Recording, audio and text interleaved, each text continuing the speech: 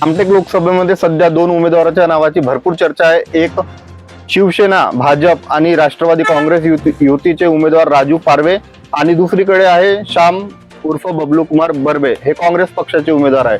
माझ्यासोबत इथे भरपूर मित्रमंडळी बसलेली आहे। आपण या सर्वांच्या मनातील काय कौल आहे ते जाणून घेऊया। पूर्ण नाव सांगा। चेतन रमेश जिगुल्लर। कोणतं काम करता तुम्ही? शेतीच्या। येणारी आता निवडणूक आहे, काय वाटते तुम्हाला देशामध्ये कोणाची सरकार येणार आहे? मोदीची। का बरं मोदी? काँग्रेस का बरं नाही? सहज। दादा थोडक्यात तुम्ही आपला परिचय द्या। माझे नाव राजेश जयराम सोमनाथ आहे, राहणार चाचे, तालुका मोदा, जिल्हा नागपूर। काय वाटते तुम्हाला कोणाची सरकार येईल? मोदी सरकारचे कामाचा विचार करून असं वाटते की आपल्याला मोदी सरकार येऊ शकते। त्यांनी केलेले योजना त्यांच्या खालच्या जनतेपर्यंत पोहोचले, प्रत्येक योजने लाभ आणि शेतकऱ्यांना मिळाले विविध नुकसान भरपाई, बोनस, याचा विचार करता सामान्य जनतेला वाटते की पुन्हा मोदी सरकार आले पाहिजे। रामटेक लोकसभेमध्ये कोणता उमेदवार निवडून येईल काय वाटते तुम्हाला? रामटेक लोकसभेमध्ये राजू पारवे महायुतीचे उमेदवार यांना भरपूर बहुमताने विजय होणार असं वाटतंय। तुम्हाला का बरं वाटत आहे की पुन्हा मोदी सरकार येईल, काँग्रेस का बरं नाही? मोदी सरकार पुन्हा येण्यामागचे कारण असं वाटते की जेव्हा काँग्रेसची सत्ता होती तर राजीव गांधींनी त्यांच्या पंतप्रधान असताना लाल किल्ल्यावर म्हटलं होते की आम्ही 1 रुपये वाढवतो तर सामान्य जनतेला, शेतकऱ्याला तर 15 पैसे पोहोचले होते। पण आता मोदी सरकारच्या काळामध्ये सरकार 1 रुपये वाढवते, परिपूर्ण 1 रुपये सरकार जनते खात्यामध्ये जात आहे। आणखी तुमच्या सरकारकडून काय अपेक्षा आहे येणाऱ्या काळामध्ये? रोजगार संदर्भात किंवा आपल्या परिसरामध्ये शेतकरी भरपूर आहे, काय वाटते तुम्हाला? शेतकऱ्याचा विकास झाला की नाही झाला? शेतकऱ्याचा विकास झाला, शेतकरी मालाला भाव मिळत नाही। आता आमच्या भागामध्ये धानाची शेती केली जाते। अगोदर धानाचे रेट 2625 रुपये खंडी असायचे। आता या वर्षी 23-24च्या कालावधीमध्ये धानाचा रेट 4500 ते 500 रुपये धानाचे रेट आहे, प्रति खंडी रेट चालू आहे। आपल्या परिसरामध्ये धान उत्पादक शेतकरी भरपूर आहे। मागच्या विधानसभेमध्ये सन्माननीय आमदार ऍडव्होकेट आशिषजी जयस्वाल यांनी धानाच्या बोनसचा मुद्दा भरपूर उचलला आणि तो गाजला आणि मंत्रालयातून फक्त 20 कोटी धानाला बोनस जाहीर झालेलं होतं, पण त्यांच्या माध्यमातून 1600 कोटी रुपयाचं बोनस आज शेतकऱ्याला मिळालं, त्याबद्दल काय सांगाल?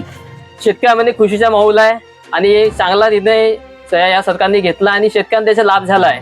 तुम्हाला अवकाळी पावसाची नुकसान भरपाई मिळाली? हो, अवकाळी पावसाची नुकसान भरपाई सर्वांना मिळाली। काही शेतकरी त्याच्यामध्ये सुटले आहे, ते काही टेक्निकल प्रॉब्लेम मुळे काही शेतकरी सुटले, पण त्यांना पण त्याचा लाभ मिळणार सरकारची घोषणा केली आहे। ठीक आहे काकाजी, तुम्ही आपला परिचय द्या पूर्ण। प्रेमदास रामन मांगुडे, मुक्काम पोस्ट शाजेत, तहसील मोदा, जिल्हा नागपूर। येणाऱ्या 19 तारखेला लोकसभेची निवडणूक होऊ घातलेली आहे, काय वाटते तुम्हाला आपल्या रामटेक लोकसभा क्षेत्रामध्ये कोणता उमेदवार निवडून येऊ शकते? राजीव देवनाथ पारवे। का बरं? उमेदवार आहे, त्यांनी स्वतःची आपला आमदारकी सोडून 8 महिने असताना बी आमदारकी सोडून त्याला लोभ नसताना बी सोडला आणि त्याला लोकसभेची तिकीट पक्षाने दिली। म्हणजे तुमच्या बोलण्यानुसार असं वाटत आहे की पुन्हा एकदा देशात मोदी साहेबांची सत्ता येणार आहे। का बरं?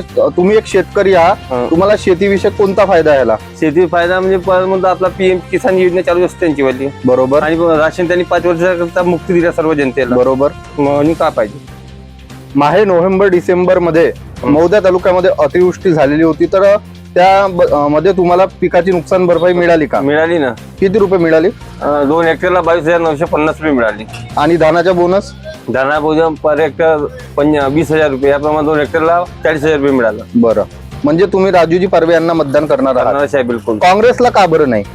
काँग्रेस सरकार असताना, सत्तेवर असताना त्यांनी बरोबर केलंच नाही ना। आमच्या एक रॉकेलचा बिझनेस होतो त्यांनी बंद केला, बरोबर। 2014 पासून जशी मोदी सरकारची सरकार आली, हो, ते आपण त्यांनी बंद केलं, काँग्रेसच्या चालून गेलं, आज चालणार नाही। बरोबर, काम। ठीक आहे दादा, तुमचं पूर्ण नाव सांगा। शुभम दिलीप जिगळे। व्यवसाय कुठला करता? चहा टपरी। तुम्हाला काय वाटते आता 19 तारखेला आपल्या संपूर्ण महाराष्ट्रामध्ये लोकसभेच्या निवडणुका होऊ घातल्या आहे, कुठली सरकार देशामध्ये येणार आहे? देशामध्ये नरेंद्र मोदी सरकार। का बरं? काँग्रेस पण आहे दुसरी पार्टी, काँग्रेस का बरं नाही येऊ शकत? काँग्रेसची कामं बरोबर नाहीये आणि नरेंद्र मोदीची कामं बरोबर आहे। म्हणजे कसं आहे की लाभ भरपूर मिळाला। अच्छा, तुम्हाला कुठला लाभ मिळाला? एखादी योजना सांगा। मला घरकुल मिळालंय। अच्छा, आणखी धानाला बोनस। मागे आपल्या एरियामध्ये अतिवृष्टी झाली, तुम्हाला नुकसान भरपाई मिळाली का? हो हो, ठीक आहे, म्हणजे मोदी सरकारची एकंदरीत कामं चांगले आहेत, भरपूर चांगले। ठीक आहे।